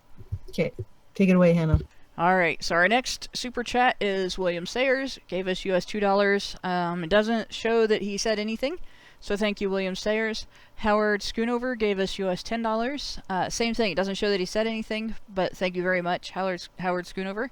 Then we have, I'm going to butcher this last name because it's unusual spelling for me, but which is really awful. Peter, I don't know if this is Nitre, gave us US $100 and said, "Here you go, ladies. Just wanted to let you know that we all appreciate you." Thank you very much, and we appreciate that very much, Peter. Tyler Preston gave us US $234 and said, "Give them hell, Allison." And Exploding Prinny gave us US $5 and said, "Tell your fellow indentured servants about Pigtail. Prinny's going their own way. Save your free time, dudes." And I don't know what that is. I'm going to have to look I don't that know up. either. That sounds different. But back to the article. And we do have some time left for the article, for the rest of the article, or at least more of the rest of the article. To many, the very notion of men's issues or men's rights seems laughable, but consider, if women were dying in 90% of the workplace fatalities and 3 out of 4 suicides, we would not see such numbers, or would we not see such numbers as troubling and as legitimate women's issues? Yet reversed, the disparities go unnoticed. And I'm going to insert "in fact" because this is something that should be said. Now we are seeing, when men don't outnumber women by the percentage that they normally have outnumbered women and representation among people who commit suicide, everybody panics. There is panic about it. Suddenly there's an epidemic of female suicide when women go from being 10% of suicides to 15%. But men can be 90% of workplace fatalities. And all of a sudden, it's not that big of a deal. Men can be 75% of suicides. And that's, oh my gosh, women are 25% of suicides. What are we going to do about these women killing themselves? So she goes on to say, unlike racial profiling of minorities, the disproportionate targeting of males by law enforcement gets no attention. Here's where she's wrong and gets attention from the men's rights movement. But going on, women account for more than a third of illegal drug users, but fewer than 15% of arrests. And while men are often presumed dangerous to children, actual female molesters tend to get lenient treatment. Attempts to restrict abortion are decried as patriarchal control over female reproduction, yet there is virtually no recognition of ways in which current policies treat paternity as a public resource. Men coerced into unwilling fatherhood through deception about birth control, or even, however rarely, such extreme methods as use of stored semen from a condom, must still pay child support. Even those tricked into supporting children they didn't father find little recourse. On the flip side, divorced fathers often feel they are treated more as wallets than as parents. So going on, you can see here she definitely does acknowledge all of these men's issues. Even, she says, when imbalances that disadvantage men or boys, such as male academic underachievement, become the subject of concern, such concerns are often viewed with suspicion as potential attacks on women. Many feminists of both sexes claim the answer to men's issues is feminism. Male adversities, they argue, stem from patriarchal norms, which feminism opposes, including the stereotype that women are better parents or the stigma against men showing weakness. Feminist battles against sex discrimination have sometimes focused on the rights of males, from equal parental leave to benefits for husbands of female veterans. Yet, with few exceptions, feminists have balked at any pro-equality advocacy that would support men in male-female disputes, acknowledge that women can mistreat men, or undermine female advantage. Supporting paternity leave is one thing. Supporting equal parenting rights after divorce is another. While the feminist push for gender-neutral laws in the 1970s helped dismantle the formal presumption of maternal custody, actual efforts by fathers to get sole or joint custody brought on a swift backlash from the women's movement. Likewise, when the campaign for tough domestic violence policies netted more female perpetrators, women's groups pressed for anti-male double standards, promoting the myth that nearly all female violence is in self-defense. Meanwhile, laudable feminist efforts to secure justice for rape victims have often turned into calls for a presumption of male guilt. Here is where she goes south. Is a men's rights movement the answer? Advocates of men's causes such as author Warren Farrell have made needed contributions to the understanding of gender issues. Unfortunately, any movement championing one gender seems doomed to devolve into victim politics and demonization of the other sex. Some leading men's rights websites, such as A Voice for Men, offer a steady diet of vulgar woman bashing that discredits any valid points they make. And here's where my first argument with her is that the men's rights movement is a movement championing one gender. We talk about gender issues from the standpoint that if something is a human rights issue, it's not a gender issue, it's a human rights issue. And in order to do that, we have to champion both genders. We have to be able to talk about the ways in which not only does abuse of men in society harm the men that are being abused, but it harms society overall, and it harms women. We have to be able to talk about it that way, partly because we don't want to ignore part of the problem. We don't want to come to the wrong conclusions about how to fix the problem by ignoring part of the problem. And we don't want to basically come to the wrong conclusions about the causes of the problem. This is why when we talk about men's issues, we do not do what Kathy alleges in the next sentence. Offering a steady diet of vulgar woman bashing is something that I haven't seen on any men's rights website.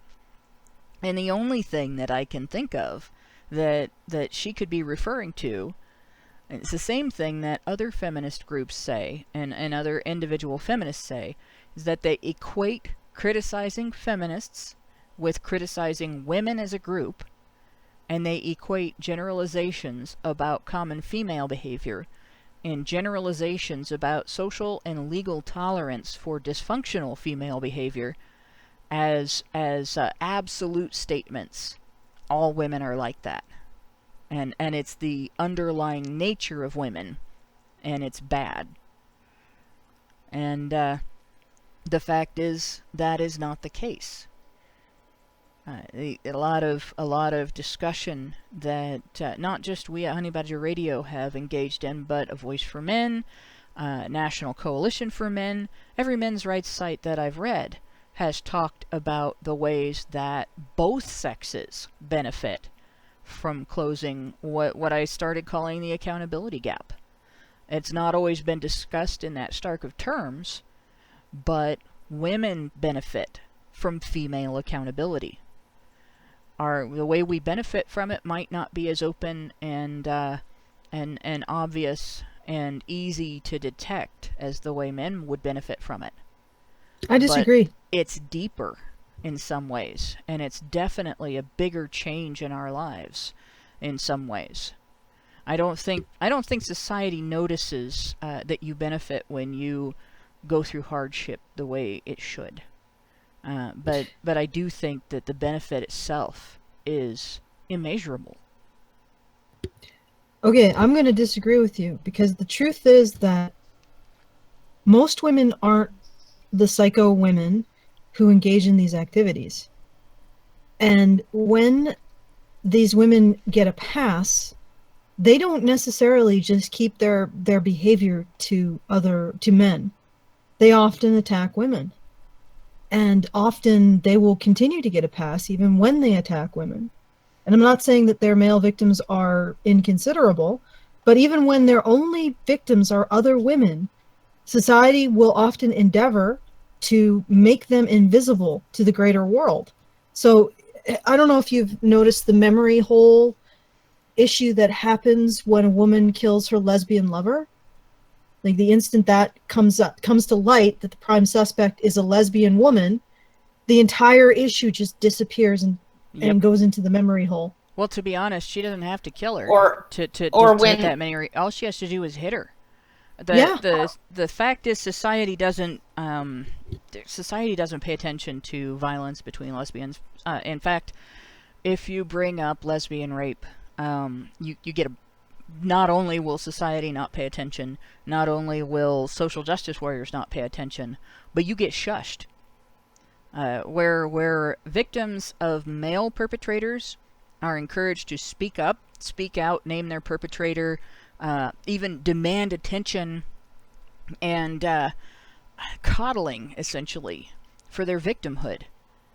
Victims of female rapists are shushed and even accused of misogyny. All of the rape apology, all of the things that feminists call rape apology, all of the things that feminists accuse people of saying to victims of male rapists, feminists often, and particularly lesbian feminists, political lesbians are the worst, will turn on female victims especially of female rapists. They'll turn it on male victims of female rapists. They'll turn it on female victims of female rapists. They'll tell you you don't understand your own sexuality and you're actually just trying not to be the lesbian that you are.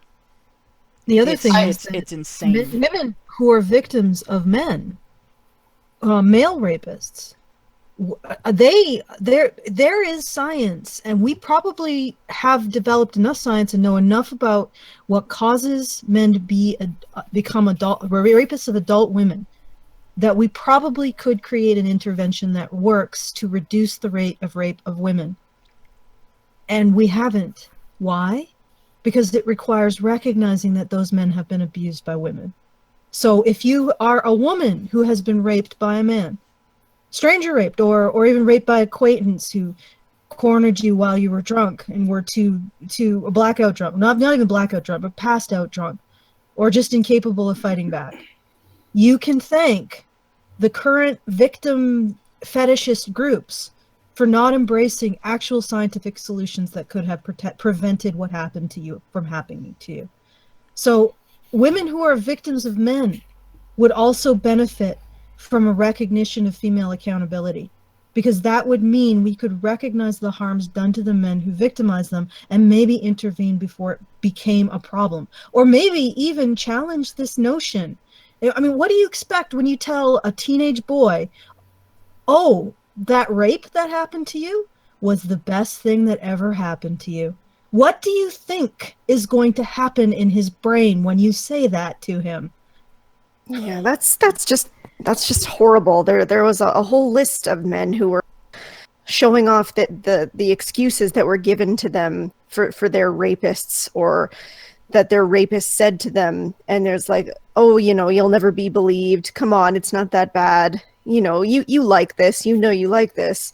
And these messages are rampant in our society, and yet people say that we need to give more support to women. Like, I think that women have plenty of support.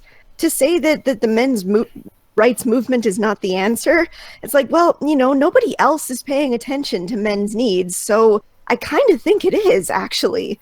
Yeah, my interpretation of this paragraph is, there are all these problems. Nobody is addressing them. When feminists talk about them, they blame men. But unfortunately, if anybody tries to address these problems for the sake of addressing these problems, it's anti-woman, and it just needs to not happen. That's what I'm seeing in that paragraph. Karen, no, trying to sliver your way in. Well, I literally, I sat at a panel discussion at the 2012 National Organization for Women Conference, They were discussing the reauthorization of the Violence Against Women Act. An expert on the immigration policies attached to that. They had one expert on the indigenous policies attached to that. And then they had a lesbian woman who was representing LGBTQ people. And she got up in front of this room full of feminists, and she said that the gendered language of the Violence Against Women Act as it stands now does not serve my community. A rhetoric and a framework of male perpetrators and female victims does not serve male victims, and it does not serve female perpetrators, female victims of female perpetrators. It just does not work for my community. And one of the things that I found hilarious is, like, there was lots of applause for the previous two panelists in their presentations. But this one, she just almost got frozen out of the room. And then she kind of realized exactly where she stood in the room, you know, in terms of the reception of the audience. And so she said, well, you know, it's not like I'm saying that domestic violence isn't gendered. Of course it's gendered, right? And then she got this kind of tepid, lukewarm, you know, rice pudding applause, okay? And then within about 3 minutes, she was like, I have to catch a plane. I gotta go. I'm sorry to leave early. Yeah, that's not surprising. You know, the LGBT movement did not start out as a feminist movement. It did not at all start out as a feminist movement. It started out as a men's movement. And lesbians needed a movement too, and the men were already paving the way. The men were already doing the work, and the lesbians said, we can work with this, and they did. And that was wise. That was not foolish. It wasn't exploitative. They worked together with the men, and that was right. And feminists figured out that their victim status in the the latter half of the 20th century, when people were starting to recognize that human rights violations are still human rights violations if the people you commit them against are abnormal in some way. All of a sudden, this rainbow movement, which is kind of what it was being called back in the 80s, that became valuable to feminists, and that became something they could exploit, and they did. And anytime you can use it to further the feminist agenda, anytime you can use it to obtain more government control over social interaction and over the family and over the workplace and so on, they are very pro-gay rights. They are very pro-lesbian. They're very pro-trans rights. They acknowledge bi erasure and so on. As soon as you start not putting women first, as soon as you start acknowledging that men are human, as soon as you start acknowledging that women can be perpetrators and that women should be accountable for their behavior, boom, goes all out the window. Take a back seat, sit down, shut up. You're here to be on display and nothing else. You're not allowed to think for yourself. You belong to us. And that's it. Yeah. You know, and look at what they did to... And that's what they did to us. And look at what they did to even like the gay men section of the LGBT movement. The moment they thought that they were getting too much privilege, I was like, oh yeah, we don't need to pay much attention to these guys anymore. I know. And the horrible thing about that is that there is no country in the world where only female homosexuality is against the law or punishable by prison or death.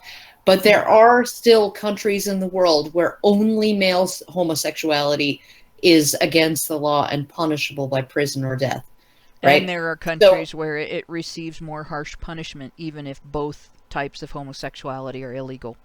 Absolutely, absolutely. And so essentially what you have is the situation where, and I'm sorry, but, as much as lesbians might have been subjected to, rude comments and, being called dykes and, they were not subjected to the levels of violence from either the public or the authorities that gay men were subjected to during the entire LGBT struggle, or LGB at the time struggle. There's just, and you don't see lesbian women being, assumed to be pedophiles the way gay men who want to adopt children have been assumed to be pedophiles. Well, and right? even if they are, there's social tolerance for it. There is a degree of social tolerance for female pedophiles who target girls. Yes. It is. Oh yeah, no, and one of the things, and I remember there was a case of I think she was 15 years old, and she had a female lover at her school who was 18, and her parents disapproved of the relationship. And normally I like a lot of Dan Savage's opinions, on just sexuality in general and things like that. But he came out and he said that the fact that this 18-year-old girl got arrested was lesbophobia, and it was misogyny and all of this other stuff, right? When in reality, an 18-year-old boy would have been subjected to a harsher punishment. One was that same year. If you're talking about the Florida case, I had a comparison I wrote for A Voice for Men about that. Yeah. There were two cases, and these were compared all over Reddit as well. There was a boy in another state who was it was the same situation in both states. The 18-year-old was obviously an adult. The underage partner was under the state's legal age of consent. In both cases, the relationship distance was approximately the same age. It was 18 to 15, starting at around 14. And in both cases, it was the parents that intervened, not the underage kid who objected. And in the case of the girl who was a perpetrator, everybody went ballistic. There was a 250,000 signature petition against going after her for what she was doing, versus the guy, everybody wanted the book thrown at him. He was a sexual predator, and everybody was on his case, and he was prosecuted and convicted, and this was justice and so on. Same age difference, exact same age difference. And my thinking on this is, my personal opinion is that Romeo and Juliet laws have a purpose. Maturity levels at those ages can vary dramatically, and it's not necessarily a predator situation when somebody engages with somebody who is 2 or 3 years younger than them, even if one of them is over the age of consent and the other one is under the age of consent. It's ill-advised, and it can have very dramatic consequences in their lives, but it's not necessarily predatory to make a decision that is unwise. And I don't think 18-year-olds should be punished for being with 15-year-olds. But I do think that there should be an ability of parents to intervene. And, that definitely is a discussion that needs to be had. But at the same time, if we are going to have a harsh punishment for one sex and lenience for the other, then we are a society with double standards, and the sexes are not equal. I'm gonna have to intervene on time, so I'm gonna read the rest of the super chats, and then I'm gonna go over, I believe we are at the last couple paragraphs here, so I'm gonna go over the last couple paragraphs, and we're gonna open the discussion with what I read in the last couple paragraphs, and I'm gonna leave this as a cliffhanger, just to be mean, because I'm a cunt. So, You are. AM Van Fan gave us $5 Canadian and says blah blah blah $5, blah blah blah $5, bloody bloody blah $5. Drinking game, right? 23 shots, drunk. Basically. Happy to help you out. Happy to help you out there. You like it and you know it. You were asking for it. Xeranx gave us $10 US and said it's amazing that the MRM apparently causes hatred of women. You ladies have given what I think amounts to an actual gender studies course, which has led me to understand myself and appreciate good women. That is an immense compliment. Yeah, high praise. It's a $10 super chat, but it's $1 million compliment. Thank you very much, Xeranx. Joey Jojo gave us US $5 and said thanks, Badgers. And I think there might have been something after that, but no, you can't, Allison. Shh. That's what he said. Yes, you can. Shut up, dog. There's one super chat left. Let me read. Oh no, there's two. Never mind. Go ahead. Yeah, just let me just okay, Joey Jojo, don't sweat it too much. Like it feels like sometimes you treat the Discord like some sort of holy land that you have to either sort of sneak into by making up some tall tales or have to prove yourself worthy of it. And really, Ragmar put it best. It's just a pub. We're just in the pub having a pint and shooting the shit. We're not a holy land. You don't need to impress us. Either way, just chill and just enjoy the good times. Be one of the guys, basically. Yeah. Everybody is one of the guys, male or female. There are no chicks in the chat. And there are no incels in the chat either. Everybody is just one of the guys. No girls on the internet. No girls on the internet. No female MRAs either. We all know this. That's right. Mr. Rovato gave us US $2 and said, "Isn't all feminists are not like that the motto?"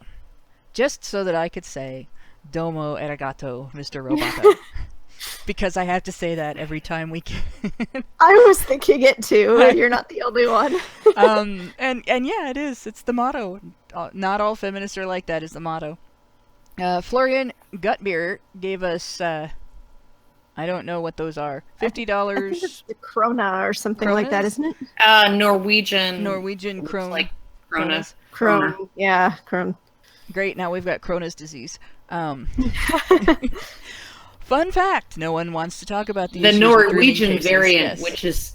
which is actually worse than all the other types. It's what you get from eating too much shark. Reindeer meat. Reindeer meat. Yep. But no one wants to talk about the issues with grooming cases in the UK because they are from the Middle East. Where are the feminists there? That one's too hard. Well, I wanna ask, does everybody hear that crushing silence? Actually, I'm sitting here in front of my large living room window watching tumbleweeds blow down the road. Yeah. That large crushing silence you hear is the UK feminist response to the UK grooming gang version of #MeToo. No, and that's one of the things too that I do want to bring up is, you know, Tommy Robinson has spent he's been talking about these grooming gangs before they broke the news, right? Before they became like really, really well known. He has been speaking out against this, like he sort of uncovered this, and you know, like he's in prison right now for the crime of reporting on this. Yeah, and if he's not in solitary confinement, he's going to be dead by the end of his year-long sentence. I think he was sentenced to 13 months or something like that. He was sentenced. He was arrested. Between arrest and sentence was 5 hours.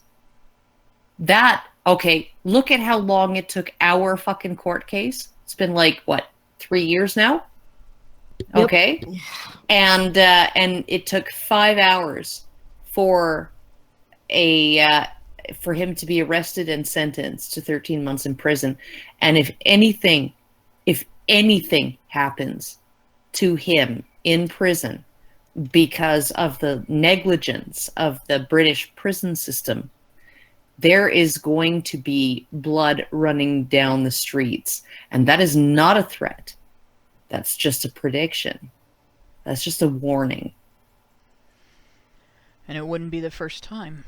That's the thing. This is something that, if you go back and you read about Soviet Russia, you wouldn't be too surprised to see stories like this.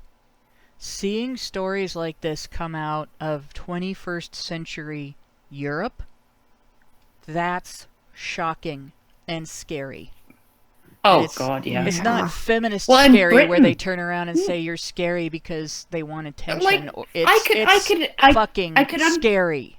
I could understand it in Germany. I could understand it in Spain. I could understand it in Russia, right? I could understand it in Italy, okay? Because they all have a history of all kinds of fucked up shit, right? Fascism and all kinds of stuff. But out of Britain, Well, and the answer to gonna get this worse. is communication. The answer to this is the British government needs to hear from people all over the world how this makes them look. Because they'll care about that. They won't care a lot, but they'll care about that. Now, we have Riot Bear in the chat saying that Tommy is out already.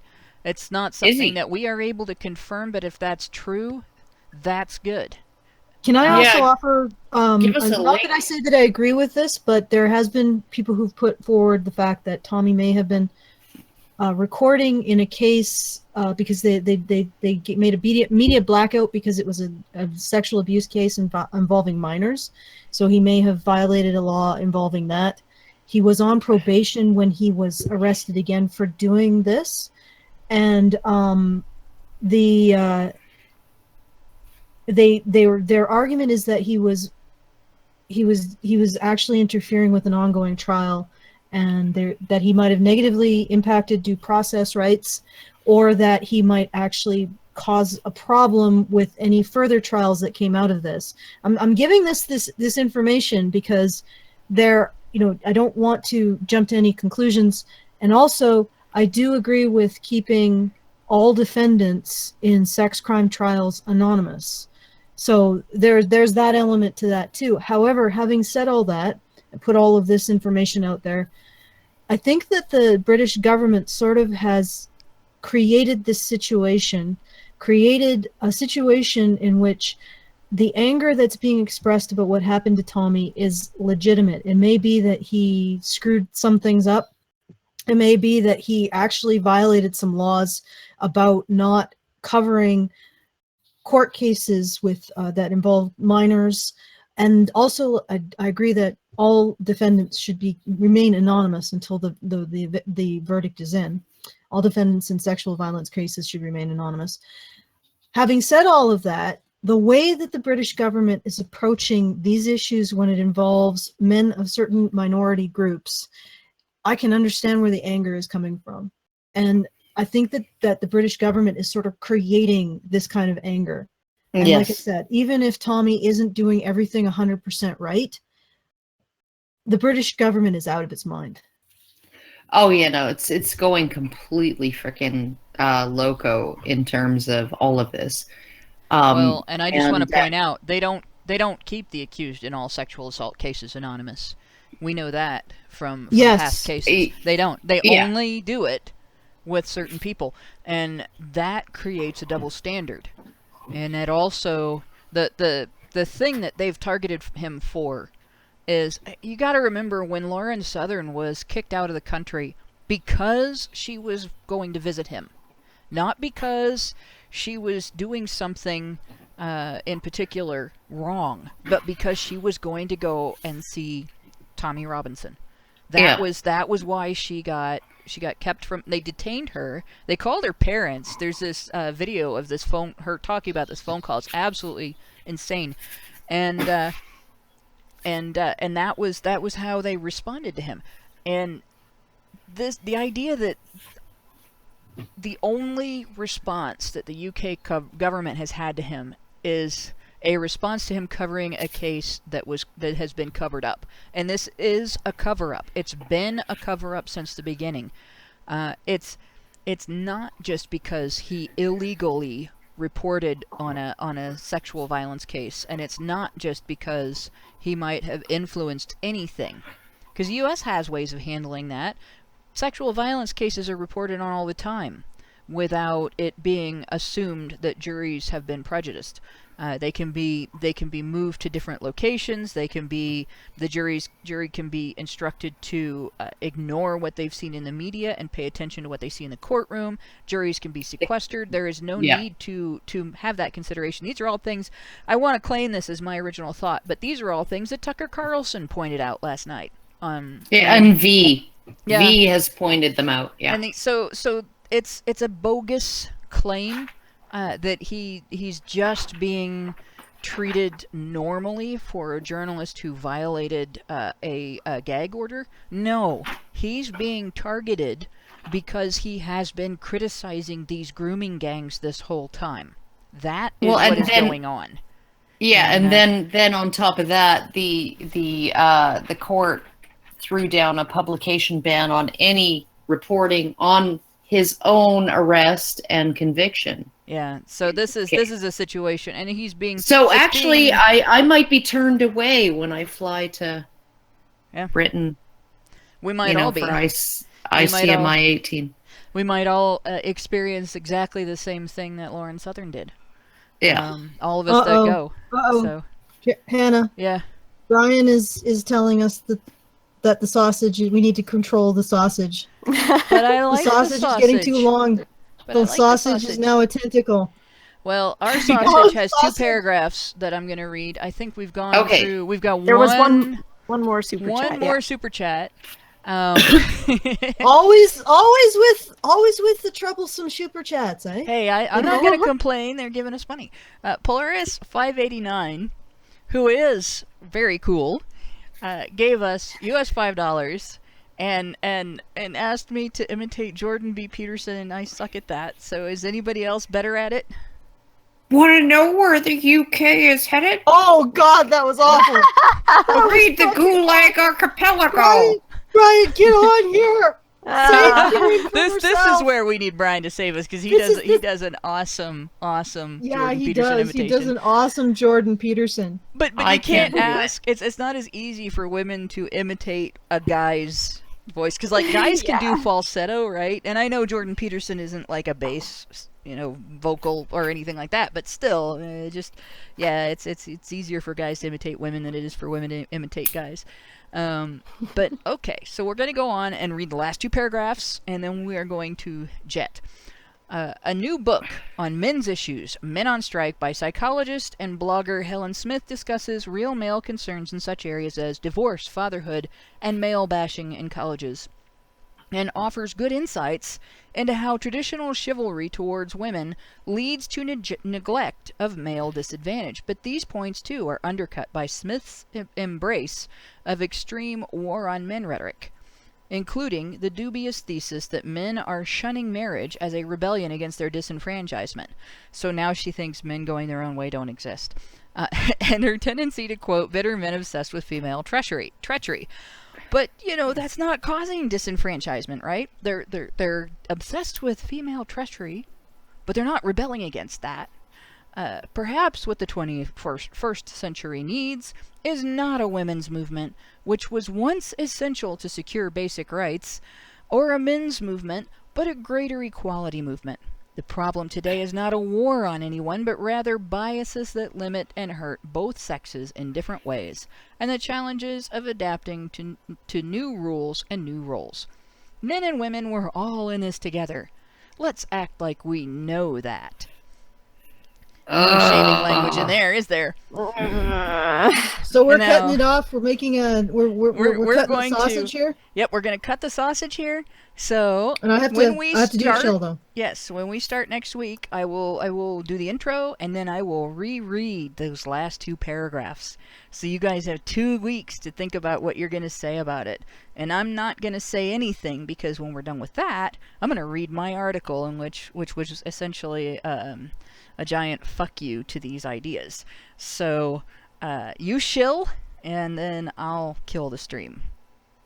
Okay, all right. I just wanted to say, no more super chats now, guys, because we're going out. But all right. In the recent monk debate, Stephen Fry spoke about the lack of civility in the world today and the rise of with us or against us attitude to discourse. He also eloquently described his feelings of being silenced and walking on eggshells. How for the first time in his life, he's starting to guard his words out of fear of saying the wrong thing and ending up socially crucified, losing jobs and speaking opportunities. What Fry is sensing is a loss of our systems of trust and cooperation in favor of balkanizing in ideological bunkers. Now, if you had a friend, let's call your friend Sally, and let's say Sally has a number of behaviors that she absolutely refuses to acknowledge she does. But Sally complains endlessly about her problems. Her partners don't appreciate her. She has a constant string of bad luck. No one wants to be around her, on and on and on. Now, once again, Sally has a bunch of behaviors that she does that she refuses to acknowledge even exist. How much do you think those behaviors that Sally refuses to acknowledge are responsible for the consequences she's complaining about? Yeah, about 100% likelihood. Like Sally, society refuses to look at how it treats men. Right now, there are a lot of people complaining about how this or that ideology is totally out of control, that civil discourse is disappearing, that no one can cooperate or value each other's rights, and nobody is listening to each other. These issues just keep mounting.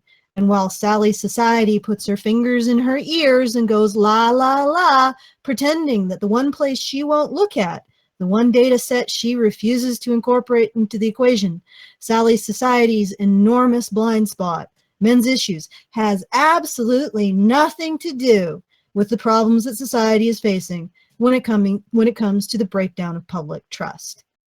Our community, this community, we are the only ones willing to do the work, to witness the uncomfortable truths, to crunch the numbers that need to be addressed to save our crumbling social institutions.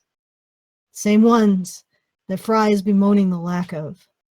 No one else can do it. It's up to me, it's up to you, it's up to all of us. So let's challenge that inability to look at these issues. Let's look at them. Let's crunch those numbers. Let's do what society refuses to do. And if you want to help, www.feedthebadger.com. All right. I'm good. All right, with that, I would like to thank everybody, thank all of our listeners, thank everybody that has been on the show with me tonight, and thank everybody that has made this show possible, all the people that work behind the scenes, the guys that work on the video, for which I provide basically just a sound file, and they do everything else. And thank you very much for the donors that have helped to keep this show continuing. And good night, all.